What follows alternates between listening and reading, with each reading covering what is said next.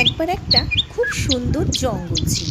সেই জঙ্গলে ছিল সব কিছু ভীষণ সুন্দর। গাছের ডালে টুনটুনির বাসা ছিল। তার সাথে ছিল একটা অলস বাঘ।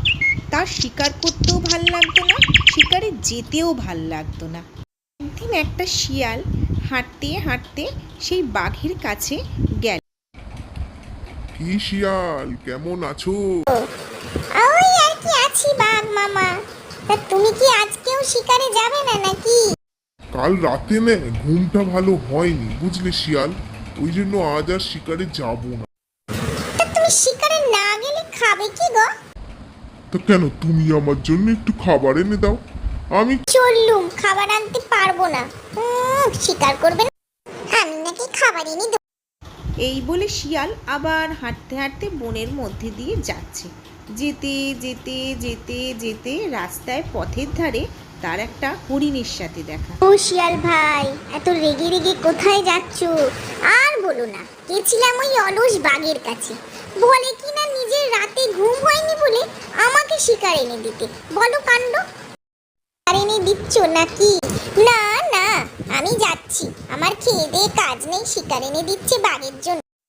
আবার শিয়াল হাঁটতে হাঁটতে এবার শিয়ালের দেখা হলো কুমিরের সাথে। সে জলের কাছে এসে বলল, ও কুমির ভাই, আছো নাকি? মহা মুশকিলে পড়েছি কুমির। কেন, কি হলো? আরে ওই অলস বাঘ বলে আমাকে নাকি খাবার এনে দিতে। বলো কি করি বলো তো? ঠিক বলেছো শিয়াল ভাই, তুমি একদম এনে দেবে না, দুদিন না খেলেই বুঝবে।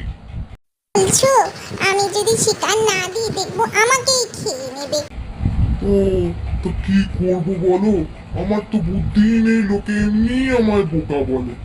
ও, তুমি বরঞ্চ একটা কাজ করো, ওই বানরের কাছে যাও, ওর প্রচুর বুদ্ধি। কুমিরের কথা শুনে শিয়াল হাঁটতে হাঁটতে তখন সেই বানরের কাছে গেল।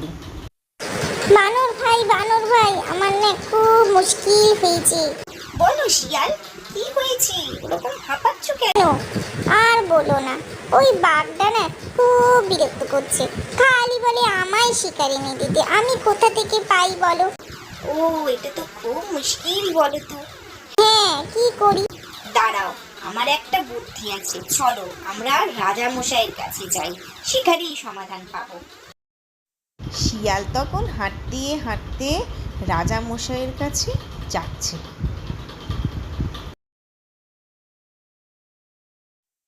সিংহ তখন নিজের গুহায় ঘুমোচ্ছিল। শিয়াল গিয়ে বলল, ও রাজা মশাই, ঘুমোচ্ছেন নাকি? একটু কথা আছে তো। এ, অসময়ে আমার ঘুমটা ভাঙিয়ে দিল। এই যে রাজা মশাই, আমি শিয়াল, একটু কথা ছিল।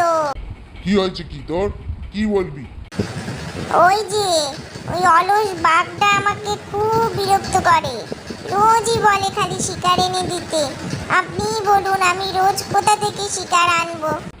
তা আমি কি করব? তা আপনি একটু চলুন না আমার সাথে। ঠিক আছে, চ, দেখছি কি করা যায়। বলে শিয়াল আর সিংহ বাঘের কাছে যাচ্ছে। শিয়াল খাবার আনবে মনে করে বাঘ ঘুমোচ্ছে। ঠিক সেই সময় সিংহ, বাঘ, ও বাঘ, ঘুমাচ্ছ নাকি? এই কে রে? বাবারি মহারাজ, আপনি যে, হ্যাঁ বলুন।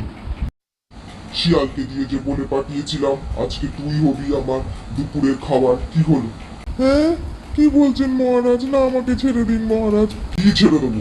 ওরে বাবা রে, পালাই পালাই পালাই পালাই, শিগগিরি পালাই, শিগগিরি পালাই, পালাই শিগগিরি পালাই, চোর চোর চোর চোর চোর। দাঁড়াতে, তুই পালাবি, তোর পালানো আমি বার করছি।